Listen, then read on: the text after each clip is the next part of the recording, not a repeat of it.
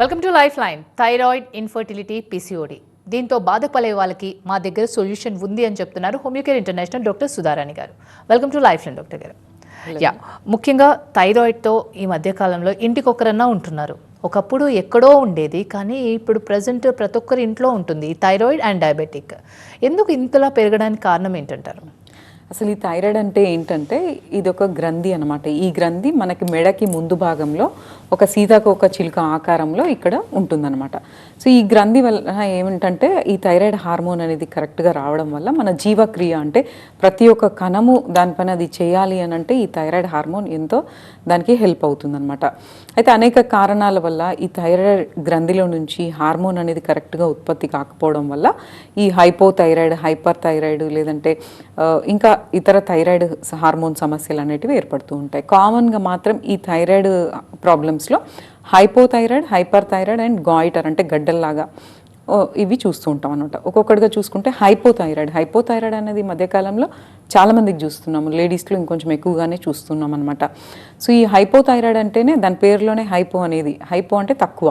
ఈ thyroid hormone అనేది సరిగా ఉత్పత్తి కాకపోవడాన్నే మనం హైపోథైరాయిడ్ అంటాం అనమాట. దీనికి కారణాలు మనం చూసుకుంటే థైరాయిడ్ హార్మోన్ ఇంబ్యాలెన్స్ ఎందుకు వస్తుంది, ముఖ్యంగా ఈ హైపోథైరాయిడ్లో అయోడిన్ లోపించడం వల్ల, ఇంకా ఆ గ్రంథి అనేది సరిగా ఉత్పత్తి చేసుకునే కెపాసిటీ దానికి లేకపోవడం వల్ల, ఇంకా జన్యు లోపాల వల్ల కూడా ఆటోఇమ్యూన్ డిజార్డర్స్ వల్ల, అంటే రోగనిరోధక శక్తి అనేది మన రోగనిరోధక శక్తి మన గ్రంథిని డ్యామేజ్ చేయడము, దానివల్ల హార్మోన్ ఉత్పత్తి సరిగా లేకపోవడం వల్ల కూడా ఇలా వస్తూ ఉంటుంది. ఇంకా కొంతమందికి అక్యూట్గా కొన్ని వైరల్ ఇన్ఫెక్షన్స్ ద్వారా కూడా సో ఇలాంటివి వస్తూ ఉంటాయన్నమాట. సో ఈ హైపోథైరాయిడ్లో లక్షణాలు మనం చూసుకుంటే ఈ థైరాయిడ్ హార్మోన్ తక్కువ ఉండడం వల్ల మనకి ఏంటంటే T3, T4 అనేటివి ఉంటాయన్నమాట, అండ్ TSH అనేటివి ఉంటుంది. ఈ థైరాయిడ్ స్టిమ్యులేషన్ హార్మోన్ అనేది థైరాయిడ్ హార్మోన్ కరెక్ట్గా ఉత్పత్తి అవుతలేదు అని మన బాడీలో ఉత్పత్తి అవుతలేదు అని అంటే దానికి ప్రతికూలంగా రెస్పాన్స్ వలన ఈ థైరాయిడ్ స్టిమ్యులేషన్ హార్మోన్ విపరీతంగా పెరుగుతుందనమాట. అది మనకి ఇండికేషన్ అనమాట. నార్మల్గా ఇది ఏంటంటే 0.5 నుంచి 5.5 వరకు ఉండొచ్చు అనమాట ఈ థైరాయిడ్. కానీ ప్రెగ్నెన్సీలో ఫస్ట్ 3 monthsలో మనకి ఏంటంటే ఈ TSH అనేది 2.5 లోపే ఉంటే బాగుంటుంది. తర్వాత సెకండ్ ట్రైమిస్టర్లో అంటే తర్వాతి 3 నెలలలో మాత్రం ఇది 3.5 లోపలనే ఉండాలన్నమాట. అది దానికి నార్మల్ వాల్యూస్. అయితే ఈ TSH అనేది 5.5 కన్నా ఎక్కువ ఉన్నట్లయితే దాన్ని హైపోథైరాయిడ్గానే మనం గుర్తిస్తామన్నమాట. సో దీనికి హైపోథైరాయిడ్లో లక్షణాలు మనం గమనించుకుంటే ఎంతోమంది సో ఈ డైలీ బేసిస్ మనకి ఎట్లా ఉంటుందంటే వీక్నెస్ అనేది, అలసట, వీక్నెస్, బలహీనత, జనరల్ వీక్నెస్, తర్వాత కండరాల నొప్పులు, కీళ్ళ నొప్పులు, అంటే వ్యాధి జబ్బు అనేది పర్టికులర్గా ఏం లేకపోయినా కూడా రోజు వీళ్ళు కొద్దిగా పని చేసినా అలసిపోవడము, బలహీనంగా ఉండడం, మెట్లెక్కడం, లేదంటే ఎక్కువ పని చేసినా, నడిచినా ఆయాసంలాగా రావడము. మీరు గమనించుకుంటే థైరాయిడ్లో చర్మ సమస్యలు ఎక్కువగా ఉంటాయి, డ్రైనెస్ అనేది ఎక్కువగా ఉంటుంది, వీళ్ళు చలిని తట్టుకోలేరు. ఈ హైపోథైరాయిడ్ అంటేనే మనకి మెయిన్ థైరాయిడ్ హార్మోన్ తగ్గిపోవడం వల్ల మనకు అన్ని మెటబాలిజమ్స్ అంటే జీవక్రియలో జరగాల్సిన అన్ని క్రియలు అనేటివి కొంచెం స్లో అయిపోతూ ఉంటాయి, డల్ అవుతూ ఉంటాయి. దానివల్ల ఆకలి అనేది సరిగా ఉండదు, తిన్నది అబ్జార్ప్షన్ కాదు, అరగదు, ఇండైజెషన్, కాన్స్టిపేషన్, మోషన్ ఫ్రీగా ఉండదు, బవల్ మూమెంట్ అనేది కరెక్ట్గా ఉండదు. మనం తిన్నది అబ్జార్ప్షన్ అవ్వకపోతే దానివల్ల ఏమవుతుంది, విటమిన్లు, ప్రోటీన్లు, తర్వాత రక్తహీనత ఇలాంటివి వచ్చే అవకాశం ఉంటుంది, విటమిన్లు, ప్రోటీన్లు తగ్గిపోయే అవకాశం ఉంటుంది. దానివల్ల ఏమవుతుందంటే చర్మంలో డ్రైనెస్, చర్మంలో గ్లో అనేది తగ్గిపోవడం, మచ్చలు ఏర్పడము, ఇట్లాంటివి ఎక్కువగా చూస్తూ ఉంటాం. ఇంకోటి ఏంటంటే ఈ హైపోథైరాయిడ్ వలన అన్ని అదర్ హార్మోన్స్, గైనిక్ హార్మోన్స్ ఏవైతే ఉంటాయో అవి కూడా ఇంబ్యాలెన్స్కి లోనయ్యి కొన్నిసార్లు ఎనోవ్యులేషన్కి దారితీసే అవకాశం ఉంటుంది. అంటే థైరాయిడ్లో అంటే ఇన్ఫర్టిలిటీ అంటే సంతానలేమి ఉన్న వాళ్ళలో థైరాయిడ్ కూడా ఒక కారణం అని మనం చెప్పుకుంటూ ఉంటాం అనమాట. సో ఈ థైరాయిడ్ వాల్యూస్ అనేటివి కరెక్ట్గా మెయింటైన్ చేసుకుంటే నార్మల్ లైఫ్ లీడ్ చేయొచ్చు, ఎలాంటి ఇబ్బందులు లేకుండా కూడా డైలీ లైఫ్లో కూడా ఎలాంటి ఇబ్బందులు లేకుండా కూడా చేసుకోవచ్చు అనమాట. సో అయితే మీరు 2-3 వారాలను మించి మీకు సడన్గా వెయిట్ గెయిన్ అవుతున్నారు, పొట్ట భాగం పెరిగిపోతూ ఉంది, ఇండైజెషన్ ఎక్కువ అవుతుంది, జుట్టు బాగా తుక్కులుగా రాలిపోతూ ఉంది. తర్వాత వాయిస్లో చేంజ్ అనేది వస్తుంది, హోర్స్నెస్ ఆఫ్ వాయిస్ అంటాము, బొంగురు గొంతులాగా వస్తుంది, కంటి మస్కలు ఏర్పడుతున్నాయి, ఏ పని చేయాలన్నా అలసటగా గురవుతున్నారు, మెన్స్ట్రువల్ డిజార్డర్స్ ఏర్పడుతూ ఉన్నాయి. ఇట్లాంటి లక్షణాలు అనేటివి మీరు గమనించుకుంటే మీరు లేట్ చేయకుండా ఒక థైరాయిడ్ రిపోర్ట్ అనేది చేయించుకోవాలి. ఎందుకంటే కొన్నిసార్లు ఏంటంటే ఈ థైరాయిడ్లో సీరియస్గా వన్ డేలో అయిపోయేది ఉండదన్నమాట. ఇది ఒక స్లో పాయిజన్ లాగా డైలీ మనల్ని ఇబ్బంది పెడుతూ ఉంటుంది. ఒక్కొక్క స్టేజ్లో అది సీరియస్ అయిపోతుంది అనమాట. సో కాబట్టి ఈ లక్షణాలు కనుక మీకు హెయిర్ ఫాల్ కానీ, స్కిన్ డ్రైనెస్ కానీ, అలసట, కీళ్ళ నొప్పులు, కండరాల నొప్పులు, ఇండైజెషన్, క్రానిక్ కాన్స్టిపేషన్ కానీ, అరుగుదలకు సంబంధించిన సమస్యలు కానీ, నెలసరికి సంబంధించిన సమస్యలు కానీ, ఇట్లాంటి బాగా బరువు పెరిగిపోతున్నారు, ఎంత డైటింగ్ చేసినా బరువు అనేది తగ్గుతలేరు, ఇలాంటప్పుడు ఈ థైరాయిడ్ రిపోర్ట్ అనేది చేయించుకోవాలన్నమాట. దానివల్ల కూడా మనకు తెలిసిపోతుంది. అయితే దీన్ని మనం నెగ్లెక్ట్ చేసి మందులు కనుక వాడకపోతే, మీరు పిల్లల కోసం ట్రై చేస్తున్నట్లయితే థైరాయిడ్ వల్ల ఇది సంతానలేమికి కూడా దారితీసే అవకాశం ఉంటుంది. ట్రీట్మెంట్లు ప్రాపర్గా తీసుకోకపోతే దీని ఎఫెక్ట్ వలన అసలు మీరు డైలీ చేసే పనులు అన్నిటివి చేసుకోలేరు, బలహీనంగా అయిపోతూ ఉంటారు, వెయిట్ విపరీతంగా పెరిగిపోతూ ఉంటుంది. అంటే మా దగ్గరకు వచ్చే వాళ్ళు ఎర్లీ అంటే ఇది రాకన్నా ముందు వాళ్ళు 40-50లో ఉంటే ఇది వచ్చిన తర్వాత జస్ట్ 1 ఇయర్లోనే వాళ్ళు 80 వరకు వెళ్ళిపోవడం, ఒక 15-20 కేజీల వరకు పెరిగిపోవడం, సడన్గా వెయిట్ గెయిన్ అయిపోవడం లాంటివి జరుగుతూ ఉంటాయి అనమాట. ఏదైనా చిన్నగా నొప్పులు వచ్చినాయంటే ఆ నొప్పులు తగ్గకపోవడం లాంటివి జరుగుతూ ఉంటాయి. ఇలాంటి వాటికి చాలామంది ఏం చేస్తూ ఉంటారంటే ఈ థైరాయిడ్ ప్రాబ్లంలో లైఫ్ లాంగ్ మందులు తింటూ ఉంటారనమాట. అయితే ఈ మందులు తిన్నా కూడా వాళ్ళు బాధపడుతూ ఉంటారు. మందులు రెగ్యులర్ వాడుతూనే ఉన్నాం మేడం, కానీ ఇట్లా డైలీ మాకు ఇట్లా హెయిర్ ఫాల్ అవుతూ ఉంది, ఎన్నిసార్లు దువ్వినా జుట్టు రాలిపోతుంది, స్కిన్ మాత్రం ఎన్ని మాయిశ్చరైజర్స్ పెట్టినా డ్రై అవుతుంది అని అంటూ ఉంటారు. మెన్స్ట్రువల్ ఇరెగ్యులారిటీస్ అనేటివి ఉంటున్నాయి. ఎట్లా అని అంటే కొన్నిసార్లు ఏంటంటే మీరు డైరెక్ట్గా హార్మోన్ అనేది తీసుకున్నా కూడా మీ లో మెటబాలిజం వల్ల అది కంప్లీట్గా అబ్జార్ప్షన్ కానట్లయితే కొన్నిసార్లు దీని ఎఫెక్ట్ వలన బలహీనంగా అయిపోవడము, ఇంకా దాంట్లో ఉన్న సమస్యలన్నీ కూడా అప్పుడప్పుడు రావడం లాంటివి జరుగుతూ ఉంటుంది. సో ఈ హైపోథైరాయిడ్లో మనం హోమియోపతి ద్వారా ఎలా చేసుకోవచ్చు అని అంటే, మెయిన్ మనకి హోమియోపతి మెడిసిన్ అంటేనే మనకి ఇమ్యూన్ బేస్డ్ ఉంటుంది అనమాట. అంటే మన ఇమ్యూన్ సిస్టమ్ని బ్యాలెన్స్ కండిషన్లోకి చేస్తుంది, సెల్ మెటబాలిజంని ఇంప్రూవ్ చేస్తుంది, ప్రతి ఒక్క కణం దాని పనితీరుని పెంచే విధంగా న్యాచురల్గా సెల్ దాని పని అది కరెక్ట్గా చేసే విధంగా, మెటబాలిజం ఇంప్రూవ్ అయ్యే విధంగా హోమియోపతిక్ రెమెడీస్ అనేటివి యూజ్ అవుతాయి అన్నమాట. దీనివల్ల మీకు ఏంటంటే ఈ హార్మోన్ అనేటివి న్యాచురల్గా దాంట్లోనే కరెక్ట్గా ఉత్పత్తి అయ్యే విధంగా, ఇంకా ఫ్లక్చువేషన్స్ అనేటివి రాకుండా దానివల్ల వచ్చే లక్షణాలన్నీ కొద్ది నెలలలోనే మీకు కవర్ అయ్యేటట్టు చేసుకోవచ్చు. ఆల్రెడీ మీరు 2 సంవత్సరాల నుంచి అదర్ మెడికేషన్స్ వాడుతున్నప్పుడు హోమియోపతి ఎలా వాడాలి అంటే ప్యారలల్గా వెంటనే ఆపేయాల్సిన పని లేదు. అదర్ మెడికేషన్ని అది వాడుతూనే ప్యారలల్గా హోమియోపతి ట్రీట్మెంట్ అనేది తీసుకోవడం వల్ల కొద్ది నెలలలో మీకు ఆ లక్షణాలు అనేటివి కంట్రోల్ అవుతాయి. రిపోర్ట్లో నార్మల్ వస్తుంటుంది. అది నార్మల్ వస్తుంటే మీరు వాడే ఇతర మెడిసిన్స్ యొక్క డోసెస్ని తగ్గించుకోవచ్చు. ఒక స్టేజ్లో కంప్లీట్గా ఆ మెడికేషన్ లేకుండా కూడా ఓన్లీ హోమియోపతి మీదనే నార్మల్గా మీరు లైఫ్ లీడ్ చేయొచ్చు అనమాట. కొంతమందికి థైరాయిడ్లో కూడా లెవెల్స్ ఒకేసారి పెరిగిపోతూ ఉంటాయి. ఎందుకు అట్లా ఫ్లక్చువేషన్ అంటే ట్యాబ్లెట్స్లో చేంజెస్ రావడం వల్ల? కొంతమంది ఒక రోజు వేసుకొని ఇంకో రోజు మర్చిపోతూ ఉంటారు ట్యాబ్లెట్స్ కూడా. సో మీరు అన్న ట్యాబ్లెట్స్ లైఫ్ లాంగ్ వేసుకోవాల్సి ఉంటుంది. అంటే హోమియోపతిలో ట్యాబ్లెట్స్ తీసుకుంటే అంటే ఇది లైఫ్ లాంగ్ వేసుకోవాల్సి ఉంటుందంటారా, లేకపోతే వాళ్ళకి తగ్గిన తర్వాత ఆపేయచ్చు అంటారా? ఈ thyroid problem, BP, sugar, cholesterol ఇలాంటివి ఏంటి అని అంటే క్రానిక్ అనమాట, క్రానిక్ మెటబాలిక్ డిజార్డర్స్ అనమాట. ఇవి ఒకసారి వస్తే అది తగ్గుతూ పెరుగుతూ అవి లైఫ్ లాంగ్ ఉండిపోయే అవకాశం ఉంటుంది. అయితే ఇందులో ఎర్లీ స్టేజెస్లో మనం ట్రీట్మెంట్స్ కనుక తీసుకుంటే ఇది లైఫ్ లాంగ్ వాడాల్సిన అవసరం ఉండదన్నమాట. అంటే ఈ థైరాయిడ్ ప్రాబ్లంలోనే మనకేంటంటే సబ్ క్లినికల్ థైరాయిడ్ ప్రాబ్లం అనేది ఉంటుంది. అంటే అది ఎట్లా ఉంటుందంటే నార్మల్ వాల్యూ కన్నా కొంచెం ఎక్కువగా ఉంటుంది, కానీ వచ్చినట్టు కాదనమాట. ఇలాంటప్పుడు ఇవి కొన్నిసార్లు కంప్లీట్గా హైపోథైరాయిడ్ లాగా మారే అవకాశం ఉంటుంది. సో ఈ హైపోథైరాయిడ్, హైపర్ థైరాయిడ్ లేదంటే థైరాయిడ్ ప్రాబ్లమ్స్లో, గాయిటర్స్లో ఏంటంటే చాలామంది లైఫ్ లాంగ్ మందులు వాడుతూ ఉంటారు, లేదంటే సర్జరీస్కి వెళ్తూ ఉంటారు.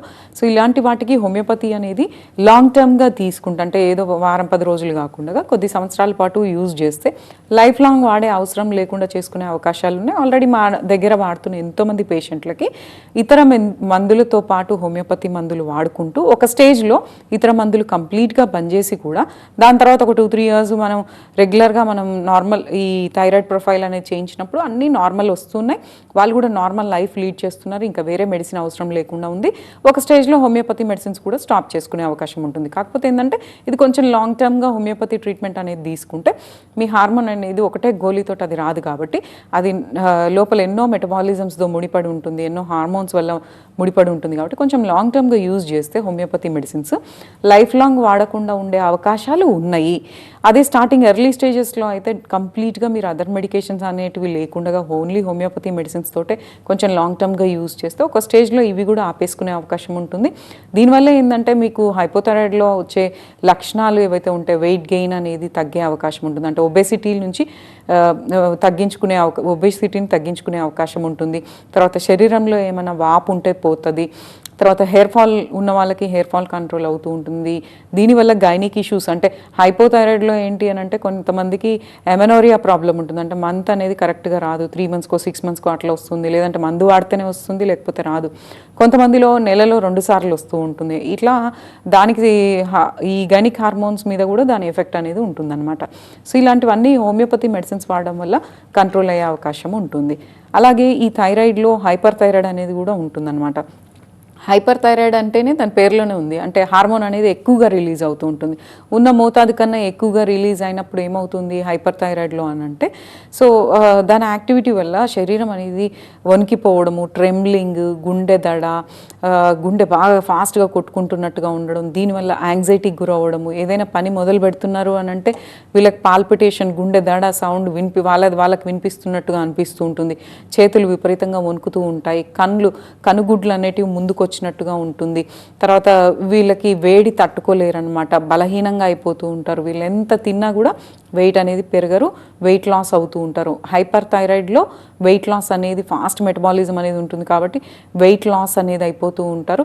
ఒక్కొక్కసారి ఇది సీరియస్ అయిపోయి లైఫ్ రిస్క్ అయ్యే అవకాశం కూడా ఉంటుంది. కాబట్టి ఇలాంటి వాటికి కూడా మీరు ఆల్రెడీ ఎన్నో ఏండ్ల నుంచి అదర్ మెడిసిన్స్ వాడుతున్నా కూడా ప్యారలల్గా హోమియో ట్రీట్మెంట్స్ తీసుకోవచ్చు. ఎందుకంటే చాలామంది మా దగ్గర వస్తున్న వాళ్ళు వచ్చినప్పుడు చెప్పే మాట ఏంటంటే మేము అదర్ మెడిసిన్స్ యూజ్ చేస్తున్నా కూడా ఇబ్బందులకు గురవుతున్నాము. సో దీంట్లో మరి ఇంకా ఏం వాడాల్సి వస్తుంది, ఇంకేం చేయాలి అనేది వాళ్ళు బాధపడుతూ ఉంటారు. ఇలాంటప్పుడు మనం ఏంటంటే ఇట్లా ఆల్టర్నేటివ్ ట్రీట్మెంట్స్లో హోమియోపతిక్ ట్రీట్మెంట్ అనేది బెస్ట్ ట్రీట్మెంట్ అనమాట. దీంట్లో ఎలాంటి దుష్ప్రభావాలు అనేవి ఉండవు. ఇది కొంచెం లాంగ్ టర్మ్గా రెగ్యులర్ బేసిస్లో వాడుకుంటూ ఉంటే మీరు కొన్ని మీ లైఫ్ స్టైల్ చేంజెస్ చేసుకొని మీ డైట్ హ్యాబిట్స్ కొంచెం మార్చుకుంటే డెఫినెట్గా ఈ హైపర్ థైరాయిడ్, హైపోథైరాయిడ్లో ఫ్యూ ఇయర్స్ వరకు రెగ్యులర్గా యూజ్ చేసుకుంటే మీరు వాడే ఇతర మెడిసిన్స్ యొక్క డోసెస్ తగ్గించుకోవచ్చు, మీ లక్షణాలు తగ్గించుకోవచ్చు, దానివల్ల వచ్చే సివియర్ కాంప్లికేషన్స్ అనేటివి కూడా తగ్గించుకోవచ్చు. ఎందుకంటే కొంతమందిలో ఇప్పుడు ఇన్ఫర్టిలిటీ గురించి కూడా అంటే థైరాయిడ్ ఉన్న వాళ్ళకి ఇన్ఫర్టిలిటీ ప్రాబ్లం కూడా వచ్చే అవకాశం ఉంది అని ఇందాక మీరు మాట్లాడుతూ చెప్పారు. థైరాయిడ్ ఉన్న వాళ్ళకి చాలామంది ఫస్ట్ ఇన్ఫర్టిలిటీ ప్రాబ్లంతో వెళ్ళిన వాళ్ళకి ఫస్ట్ డాక్టర్ గారు అడిగేది ఏంటంటే పిసిఓడి ఉందా, థైరాయిడ్ ఉందా అని అడుగుతూ ఉంటారు. ఎందుకు ఎక్కువగా దీని మీద ఫోకస్ చేస్తూ ఉంటారంటారు? ఇన్ఫర్టిలిటీ అంటే సంతానలేమి గురించి వచ్చే వాళ్ళలో ఇదొక కారణంగా చెప్పుకుంటూ ఉంటాం. అంటే కొంతమందిలో ఏంటంటే పెళ్ళయి 5-6 ఏళ్ళు అవుతుంది, అన్ని టెస్టులు చేయించుకుంటారు కానీ ఇది ఒకటి మిస్ అయి ఉంటుంది, లేదంటే ఆల్రెడీ మేము వాడుతున్నాం కదా కరెక్టే ఉంటుంది అనే దాంట్లో ఉంటారనమాట. అన్ని గైనిక్ రిపోర్ట్స్, స్కానింగ్స్ ఇవన్నీ నార్మలే ఉంటాయి, పిసిఓడి ఉండదు, ఫైబ్రాయిడ్ ఉండదు, అన్నీ నార్మలే అని చెప్తూ ఉంటారు కానీ పిల్లలు అవ్వరు. సో దీనికి ఒక్కొక్కసారి మనము మొత్తం ఈ ఎగ్జామినేషన్స్ అన్నీ చేయించుతున్నప్పుడు థైరాయిడ్ నార్మల్ ఉంది అని అనుకున్నా కూడా ఒకసారి మళ్ళీ రిపీటెడ్గా 3 monthsకి ఒకసారి చేయించితే దాని పరిస్థితి అర్థమవుతుంది అనమాట. థైరాయిడ్ ప్రొఫైల్ అనేది చేయించినప్పుడు ఒక్కొక్కసారి దాంట్లో ఇంబ్యాలెన్సెస్ ఉన్నప్పుడు ఆ సింపుల్ థైరాయిడ్ లెవెల్ అనేది కంట్రోల్లోకి తెచ్చుకుంటే కూడా ప్రెగ్నెన్సీస్ అనేటివి నిలిచిపోతాయి. సో ఎందుకంటే థైరాయిడ్ వలన గర్భసంచికి సంబంధించిన హార్మోన్స్ కూడా ఇంబ్యాలెన్స్ అయిపోవడము, ఎనోవ్యులేషన్కి ఇది ఒక రకంగా దారి తీయడం వల్ల కూడా ఎగ్ రిలీజ్ మీద దాని ఎఫెక్ట్ అనేది ఉంటుంది. థైరాయిడ్లో ఎగ్ రిలీజ్ మీద దాని ఎఫెక్ట్ ఉండడం లేడీస్లో, దానివల్ల ప్రెగ్నెన్సీస్ అనేటివి నిలవకపోవడం లాంటివి జరిగే అవకాశం ఉంటుంది. అలాగే మగవాళ్ళలో ఈ థైరాయిడ్ ప్రాబ్లం వల్ల స్పర్మ్ కౌంట్ అండ్ స్పర్మ్ క్వాలిటీని కూడా అది ఎఫెక్ట్ చేసే అవకాశం ఉంటుంది. దానివల్ల ప్రెగ్నెన్సీస్ అనేటివి నిలవకపోవడం లాంటివి జరుగుతూ ఉంటాయి. అయితే ఈ ఫ్యాక్టర్స్ అన్నీ కూడా మీరు డాక్టర్ని కన్సల్ట్ అయినప్పుడు వాళ్ళు ఎవాల్యుయేట్ చేసి దానికి తగ్గట్టుగా మనం ప్రాపర్గా మెడికేషన్ అనేది తీసుకుంటూ అవి లెవెల్స్ అనేటివి మెయింటైన్ చేస్తే ఇలాంటి ప్రాబ్లమ్స్ రాకుండా మనం అరికట్టుకోవచ్చు అనమాట. ఇప్పుడు మేము చెప్పే అవగాహన ఇదంతా మీరు మైండ్లో పెట్టుకొని ఎవరైతే అలాంటివి ఫేస్ చేస్తున్నారో వాళ్ళు ఇవి కూడా కన్సిడర్ చేసుకొని అవి మెయింటైన్ మెయింటైన్ చేసి ప్రాపర్గా మెడికేషన్ తీసుకుంటే ఈ ప్యారలల్గా హోమియోపతిక్ ట్రీట్మెంట్స్ అనేటివి తీసుకుంటే సక్సెస్ రేట్ అనేది పెరిగే అవకాశం ఉంటుంది. ఓకే, సంతానలేమి సమస్యలతో హోమియోకేర్ ఇంటర్నేషనల్కి వస్తే ట్రీట్మెంట్ ఏ విధంగా ఉంటుంది? ఒక్కొక్క పేషెంట్ మీకు ఇప్పటికీ చాలా మందితో అనుభవం ఉంటుంది. మేజర్గా ఏ కంప్లైంట్తో ఈ మధ్య కాలంలో వస్తున్నారు? ట్రీట్మెంట్ ఎలా ఉంటుంది? సంతానలేమి అని మనం ఎప్పుడు అంటాము అంటే పెళ్ళైన ప్రతి ఒక్కరికి సంతానలేమి అని మనం ఎప్పుడు డిసైడ్ చేస్తామంటే ఒక 1 year పాటు మనం న్యాచురల్గా ట్రై చేయాలన్నమాట. సో డైరెక్ట్ పెళ్లి కాగానే ఫస్ట్ 2 monthsలోనే వెళ్ళిపోకూడదు. సో 1 year పాటు మీరు నార్మల్ సెక్షువల్ లైఫ్లో ఉన్నప్పుడు ఎలాంటి కాంట్రసెప్టివ్ మెథడ్స్ పిల్స్ అనేటివి ఏది యూజ్ చేయకుండా నార్మల్ సెక్షువల్ లైఫ్లో ఉన్నా కూడా ఒక 1 yearలో మీకు ప్రెగ్నెన్సీ అనేది రానట్లయితే అప్పుడు మీరు డాక్టర్ని కలవాల్సి ఉంటుంది. అయితే చాలామందికి ఈ ఇన్ఫర్టిలిటీ సంతానలేమికి కారణాలు మనం చూసుకుంటే స్త్రీల వైపు 30% ఉంటుంది, పురుషుల వైపు 30% ఉంటుంది. ఇంకా మనకేంటంటే మిగిలింది అన్ఎక్స్ప్లెయిన్డ్ ఇన్ఫర్టిలిటీలో ఉంటుంది. సో కొన్ని ఏంటంటే వాళ్ళు జాగ్రత్తలు తీసుకోకపోవడం వల్ల కూడా ఉంటుందన్నమాట. అవగాహన లేకపోవడం వల్ల కూడా ప్రెగ్నెన్సీస్ అనేటివి రావు. అయితే ఇన్ఫర్టిలిటీ సంతానలేమికి మనకి స్త్రీల వైపు చూసుకుంటే గర్భసంచిలో గడ్డలు, ఈ మధ్యకాలంలో మనం ఎంతో వింటున్నాం, చాలామందికి కూడా ఇది అవేర్నెస్ పెరుగుతుంది. పీసీఓడి, హార్మోనల్ ఇంబ్యాలెన్స్, ఎనోవ్యులేషన్ అంటే ఎగ్ రిలీజ్ అవ్వకపోవడం, ఎగ్ మెచ్యూరిటీ, ఎగ్ రిలీజ్ అనేది అవ్వకపోవడము, hormonal imbalance, menstrual irregularities, adenomyosis, endometriosis, తర్వాత గర్భసంచిలో లేయర్స్ అనేటివి మందంగా లేదంటే పల్చగా, లేదంటే ఏదైనా అడ్డుగోడలాగా పొరలు ఫామ్ అవ్వడము, గర్భసంచి అనేది కరెక్ట్గా లేకపోవడము, లేదంటే ఈ గర్భసంచికి ఇరువైపులా మనకు ఫెలోపియన్ ట్యూబ్స్ అనేటివి ఉంటాయి. ఈ దారి ఏమైనా మూసుకపోయినా కూడా ట్యూబ్స్ బ్లాక్ ఉన్నా కూడా ప్రెగ్నెన్సీస్ అనేటివి రావు. ఈ పీసీఓడి ఉన్న వాళ్ళలో కూడా పీసీఓఎస్ ఉన్న వాళ్ళలో కూడా ఈ హార్మోనల్ ఇంబ్యాలెన్స్ ఎఫెక్ట్ వలన సో ఈ నీటి బుడగలు బాగా ఎక్కువైపోవడము, దానివల్ల మళ్ళీ ఎగ్ రిలీజ్ మీద ఎఫెక్ట్ అవ్వడము, ఇలాంటి వాటి వల్ల కూడా ప్రెగ్నెన్సీస్ అనేటివి లేట్ అవుతూ ఉంటాయి. కొంతమందిలో ఏంటంటే ఇన్ఫర్టిలిటీతో పాటు ఈ పీసీఓడి ఉన్న వాళ్ళలో సో ఇతర సమస్యలు కూడా మీరు గమనించుకుంటే పెళ్లిగాని పిల్లలలో కూడా ఎన్నో సమస్యలు ఉంటాయి. అవి ఏంటి అని అంటే వెయిట్ బాగా పెరిగిపోతూ ఉంటారు, ఎన్ని ప్రయత్నాలు చేసినా వెయిట్ తగ్గరు, హెయిర్ విపరీతంగా ఊడిపోతూ ఉంటాయి, అన్వాంటెడ్ హెయిర్ ఎక్కువ అవుతూ ఉంటాయి, అంటే పెదాల చుట్టూ ఫేస్ మీద బాడీ మీద హెయిర్ థిక్గా అయిపోతూ ఉంటాయి. తర్వాత వీళ్ళు మూడ్ స్వింగ్స్ ఎక్కువగా ఉంటాయి, ప్రతి చిన్న ఎమోషన్కి కూడా వీళ్ళు ఎక్కువ ఏడవడము, ఇరిటేషన్కి గురవడము, సో కోపము, చికాకి ఇట్లాంటివి ఎక్కువ అవుతూ ఉంటాయి అన్నమాట. మంత్ ఇరెగ్యులారిటీస్ ఎక్కువగా ఉంటాయి. సో ఈ ఫీమేల్స్లో వచ్చే హార్మోనల్ ఇంబ్యాలెన్స్ వల్ల మెన్స్ట్రువల్ ఇరెగ్యులారిటీస్, మెనోరేజియా అంటే విపరీతమైన బ్లీడింగ్ అనమాట వాళ్ళకి. సో బాగా క్లాట్స్ పడడము, విపరీతమైన బ్లీడింగ్ వల్ల వాళ్ళ అనీమిక్ స్టేజ్కి వెళ్ళిపోవడము, పడిపోవడం, కళ్ళు తిరగడం, గిడ్డినెస్, రక్తహీనత, తర్వాత జుట్టు విపరీతంగా రాలిపోవడం, చర్మం అంతా తెల్లగా అయిపోవడం, లేదంటే నల్ల మచ్చలు ఏర్పడడం, దురదలు, ఇట్లా ఒకదాంతో ఒకటి ఎన్నెన్నో సమస్యలు ఏర్పడుతూ ఉంటాయి. మొత్తంగా ఏంటంటే సంతానలేమికి గర్భసంచిలో గడ్డలు, లేదంటే ఈ గర్భసంచిలో ఉండే లేయర్ అనేది ఇరెగ్యులర్గా ఉండడము, ఎడినోమైసిస్, ఈ మధ్యకాలంలో చాలామందికి ఈ ప్రాబ్లమ్ సఫర్ అవుతున్నారు. ఇలాంటి వాళ్ళలో ఏంటంటే మనం ప్రయత్నాలు చేసి ప్రెగ్నెన్సీ అనేది వచ్చినా కూడా అవి కొన్నిసార్లు అబార్ట్ అయ్యే అవకాశాలు ఎక్కువగా ఉంటాయి. అయితే దీనికి చాలామంది సర్జికల్ ప్రొసీజర్స్కి వెళ్తూ ఉంటారు. అయితే ఇప్పుడు మా దగ్గర ఆల్రెడీ ట్రీట్మెంట్స్ ఎవరైతే తీసుకుంటూ ఉన్నారో వీళ్ళకి న్యాచురల్గా హోమియోపతిక్ మెడిసిన్స్ ద్వారా ఇవి క్యూర్ అవుతున్నాయి అండ్ ప్రెగ్నెన్సీస్ కూడా వస్తున్నాయి అన్నమాట. అయితే మీరు ఏంటంటే డైరెక్ట్గా సర్జరీస్కి వెళ్ళకండి, ఫస్ట్ మీరు మెడిసిన్స్ ట్రై చేయండి, న్యాచురల్ మెథడ్స్లో మీరు అవగాహన పెంచుకోండి, ఎలా ఉంటే ఎలా చేస్తే ప్రెగ్నెన్సీస్ నిలిచే అవకాశం ఉంటుంది, ఎగ్ రిలీజ్ అవుతుందా లేదా, ఇది ఫాలిక్యులర్ స్టడీ చేస్తే అర్థమైపోతుంది ఎగ్ అనేది డెవలప్ అవుతుందా లేదా అనేది. అవ్వట్లేదు అంటే దానికి తగ్గట్టుగా మెడిసిన్స్ అనేటివి వాడుకుంటే ఎగ్ రిలీజ్ అవుతుంది, ఏ డేస్లో రిలీజ్ అవుతుంది. ఈ అవేర్నెస్ పెంచుకుంటే న్యాచురల్గా మీకు ఎలాంటి సర్జరీస్ లేకుండానే ప్రెగ్నెన్సీ వచ్చే కెపాసిటీ అనేది పెరుగుతుందన్నమాట. సో అలాగే స్త్రీల వైపు ఇవన్నీ ట్యూబల్ బ్లాక్ ఉండొచ్చు, పీసీఓడి ఉండొచ్చు, హార్మోనల్ ఇంబ్యాలెన్స్ ఉండొచ్చు, ఎగ్ రిలీజ్ లేకపోవడం ఉండొచ్చు, ఎనోవ్యులేషన్ అంటాము అనమాట. అలాగే ఎండోమెట్రియోసిస్, తర్వాత సిస్ట్లోనే ఇంకా కొన్ని రకాలు కూడా ఉంటాయి, endometriotic cyst, ovarian cyst, haemorrhagic cyst, simple cyst, ఇట్లాంటివి ఉంటాయి. సో వీటన్నిటికీ మనకి మెడిసిన్స్ ఉన్నాయన్నమాట హోమియోపతి ట్రీట్మెంట్లో. ఇదని ఒక మంచి బెస్ట్ ఆల్టర్నేటివ్ ట్రీట్మెంట్. ఈ హోమియోపతిక్ రెమెడీస్ ఏంటంటే కెమికల్ లేకుండా న్యాచురల్గా దొరికే సబ్స్టెన్సెస్లో నుంచి చేసే మందు. ఈ మందు వెరీ డైల్యూటెడ్ ఫామ్లో మనం ఇస్తాం కాబట్టి ఎలాంటి బ్యాడ్ ఎఫెక్ట్స్ అనేటివి లేకుండా న్యాచురల్గా వాళ్ళ హార్మోన్స్ అనేటివి కరెక్ట్గా రిలీజ్ అవుతాయి, ఎగ్ రిలీజ్ అనేది ఇంప్రూవ్ అవుతుంది, తర్వాత దీనివల్ల ఎగ్ క్వాలిటీ అనేది మంచిగా వస్తుంది. అండ్ ట్యూబ్స్ అనేటివి ఎందువల్ల బ్లాక్ అయినాయి, దాంట్లో ఇన్ఫెక్షన్ ఉందా, పస్ ఫార్మేషన్ అయిందా, బ్లడ్ ఏమైనా చేరిందా, లేదంటే టీబీ లాంటి ఇన్ఫెక్షన్స్ ఏమైనా ఏర్పడ్డాయా, లేదంటే పెల్విక్ రీజన్లో ఏదైనా ఇన్ఫ్లమేషన్ అనేది ఏమైనా ఉందా, ఇన్ఫెక్షన్ అనేది ఉందా, దేనివల్ల అవి సన్నగా ఉంటాయి కాబట్టి అవి తొందరగా క్లోజ్ అయ్యే అవకాశం ఉంటుంది. అవి ఎక్కడ క్లోజ్ అయినాయి, ఓవరీస్ అటాచ్ అయ్యే దగ్గర ఎడినెక్సియా దగ్గర క్లోజ్ అయినాయా, లేదంటే ఎక్కడ ఉంది అనేది ప్రాపర్గా మనం మూల కారణం తెలుసుకొని చాలా మటుకు మందులతో కూడా అవి కొన్నిసార్లు ఓపెన్ అయ్యి ప్రెగ్నెన్సీస్ వచ్చిన వాళ్ళు ఉన్నారు మా దగ్గర. సో ఇలాంటివి మీరు గమనించుకున్నట్లయితే డెఫినెట్గా హోమియో ట్రీట్మెంట్ ఫస్ట్ ఆప్షన్గా తీసుకోండి. మెడిసిన్స్ ద్వారానే చాలా మటుకు న్యాచురల్గా వచ్చే అవకాశం ఉంటుంది. రైట్. పీసీఓడి సమస్యలకి ఎలా చెక్ పెట్టొచ్చు అంటారు? హోమియోలో ఎలాంటి ట్రీట్మెంట్ అందుబాటులో ఉందంటారు? పీసీఓడి అనేది ఈ మధ్యకాలంలో చాలా మందికి ఉంటుందండి. అదే చాలామంది ఏంటంటే ఇంతకుముందు ఈ పిల్లలు పుడతలేరు అని అంటే అప్పుడు టెస్టులు చేయించుకుంటే అప్పుడు అర్థమయ్యేది వాళ్ళకి పీసీఓడి ఉందనే విషయం. ఇప్పుడు ఏంటంటే స్కూల్ గోయింగ్ చిల్డ్రన్కి కూడా పెద్ద మనిషి అయిన తర్వాత కొద్ది నెలలకే ఈ పీసీఓడి అనేది చిన్నపిల్లలకు కూడా ఇలా వస్తూ ఉందన్నమాట.